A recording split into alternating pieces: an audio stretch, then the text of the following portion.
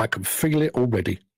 The hum of anticipation, the quiet murmur before the turnstiles open.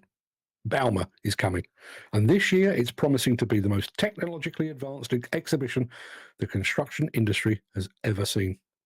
You can almost picture it now, rows upon rows of gleaming new machines, the whir of electric motors replacing the growl of diesel, hydrogen-powered equipment standing ready to reshape the industry, software systems that promise to make the work safer, faster, more precise. It's all there, shimmering on the horizon, a future so close you can almost reach out and touch it.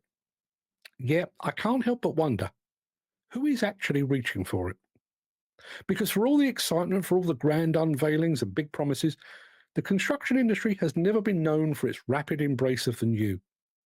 We're creatures of habit. We trust what we know, what's been proven over decades, not what's just rolled off an assembly line with a brochure full of buzzwords. I've seen it time and time again.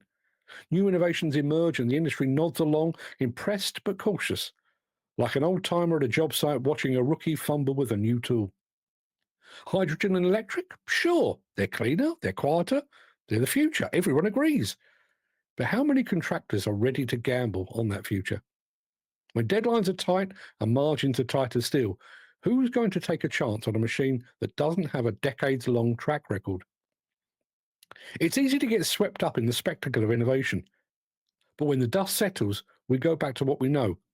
Diesel engines that have never let us down, machines that don't need a charging station, or a hydrogen supply chain that barely exists. It's not that construction is against progress, but we also know the cost of failure better than most.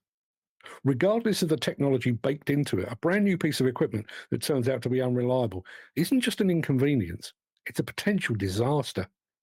So we hesitate, we wait, we let someone else take the first risk, and if they survive, we follow. I could already hear the sales pitches that will fill the halls of Bauma. This is the machine that will change the industry.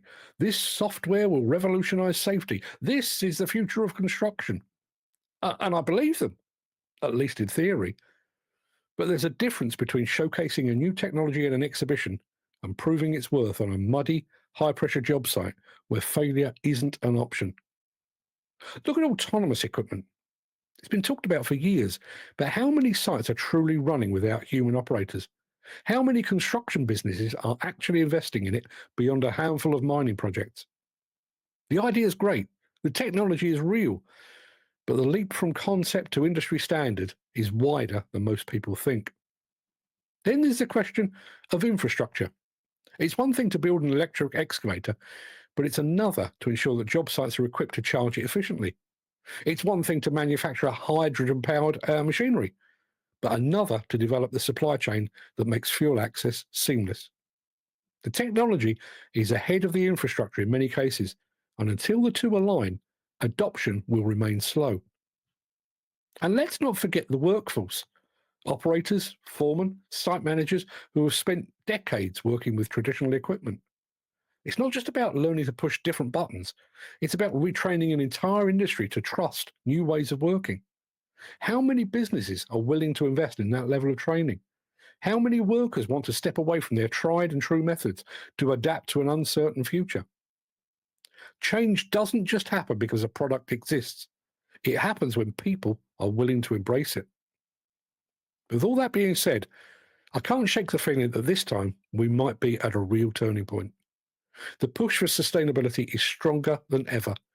Governments are setting stricter regulations and customers are demanding greener construction methods. The financial incentives to innovate are beginning to outweigh the risks of standing still. Maybe this is the moment when the industry finally steps forward instead of shuffling its feet. I think back to past Bauma exhibitions, to the game-changing announcements that felt like science fiction at the time. GPS-guided machines? At one point, that sounded unnecessary and expensive, until it became an industry standard. Hydraulic quick couplers. There was skepticism at first, but now you'd struggle to find a job site without them. Change doesn't happen overnight, but it does happen, slowly, steadily, until one day what was once radical is just business as usual. Change is inevitable, the march of progress unstoppable.